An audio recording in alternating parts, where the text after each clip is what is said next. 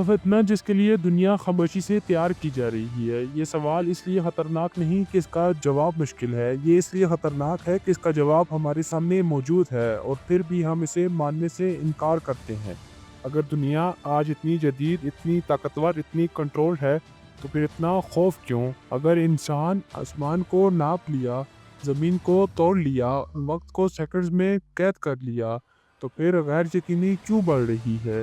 کیوں ہر نظام سیکیورٹی کے نام پر انسان کو مزید کمزور بنا رہا ہے؟ کیوں سچ موجود ہو کر بھی ناقابل قبول بنتا جا رہا ہے؟ اسلام اس کیفیت کو ایک لفظ میں بیان کرتا ہے: فتنہ۔ اور تمام فتنوں میں فتنہ ایسا ہے جس کے بارے میں ہر نبی نے خبردار کیا۔ وہ فتنہ جو تلوار سے نہیں سوئی سے حملہ کرے گا، وہ فتنہ جو قتل سے پہلے قبولیت مانگے گا، وہ فتنہ جسے ہم دجال کہتے ہیں۔ اسلام میں فتنہ صرف آزمائش نہیں ہوتا، فتنہ وہ مرحلہ ہوتا ہے جہاں حق موجود ہوتا ہے لیکن غیر ضروری لگنے لگتا ہے، جہاں باطل کھلا دشمن نہیں بنتا بلکہ آئی بن کر سامنے آتا ہے۔ اس لیے نبی صلی اللہ علیہ وسلم نے دجال کو صرف جھوٹا انسان نہیں کہا بلکہ سب سے بڑا فتنہ کہا۔ یہ بات اور طلب ہے کیونکہ انبیاء السلام عام طور پر اپنی قوم کے فوری مسائل پر بات کرتے تھے: شرک، نافرمانی، اخلاقی بغاڑ، لیکن دجال ہر نبی کی گفتگو میں آیا، آدم سے لے کر محمد تک۔ اس کا مطلب واضح ہے، دجال کسی ایک قوم، کسی ایک نسل، کسی ایک زمانے کا مسئلہ نہیں بلکہ انسانی کمزوری کا آخری اظہار ہے۔ اکثر لوگ سوال کرتے ہیں، کیا دجال کے پاس واقعی غیر معمولی طاقتیں ہوں گی یا یہ سب علامتی باتیں ہیں؟ حدیث میں آتا ہے، وہ آسمان کو حکم دے گا بارش برسے گی، زمین کو کہے گا فصلیں اگ جائیں گی، وہ جس بستی میں داخل ہوگا خوشحالی آ جائے گی اور جسے انکار کرے گا وہ قحط کا شکار ہو جائے گی۔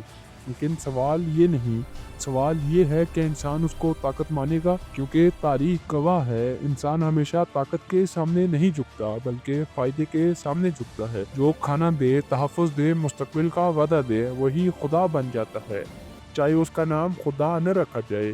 دجال لوگوں کو مار کر نہیں جیتے گا، وہ انہیں قتل کر کے جیتے گا۔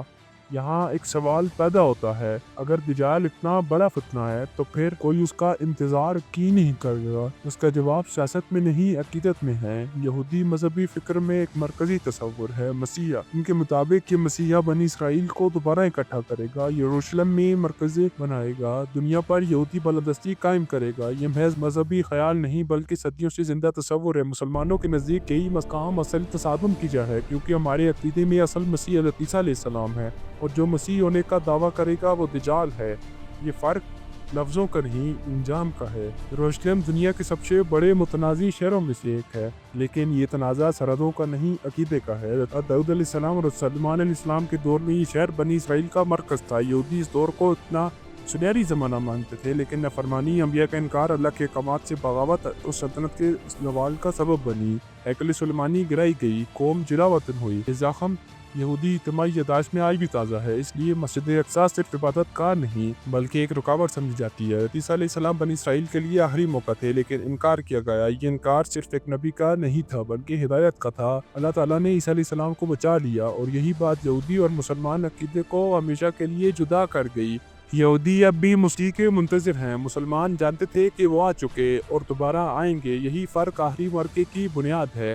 1948 میں اسرائیل کا قیام سیاسی واقعہ نہیں تھا، 1967 میں یروشلم پر قبضہ محض جنگ نہیں تھی، اور آج مسجد اقصیٰ پر دباؤ، تھرڈ ٹیمپل کی بات، مذہبی گروہوں کی سرگرمیاں، یہ صرف ایک طویل فکری منصوبے کا حصہ ہیں۔ دنیا اسے سیاست سمجھتی ہے لیکن عقیدہ رکھنے والے اسے نشانی کہتے ہیں۔ نبی کریم صلی اللہ علیہ وسلم نے دجال کی ظاہری نشانیاں بھی بتائی، اور سب سے خطرناک بات، وہ سچ کو جھوٹ اور جھوٹ کو سچ بنا دے گا۔ اس کی جنت اصل میں جہنم ہوگی اور اس کی جہنم اصل میں نجات۔ یہ آنکھوں کا نہیں، دلوں کا فتنہ ہوگا۔ A I, deep fake, surveillance, weather control, یہ سب ہمیں یہ نہیں بتاتے کہ دجال ٹیکنالوجی ہوگا، بلکہ یہ بتاتے ہیں انسان دھوکہ قبول کرنے کے لیے تیار ہے۔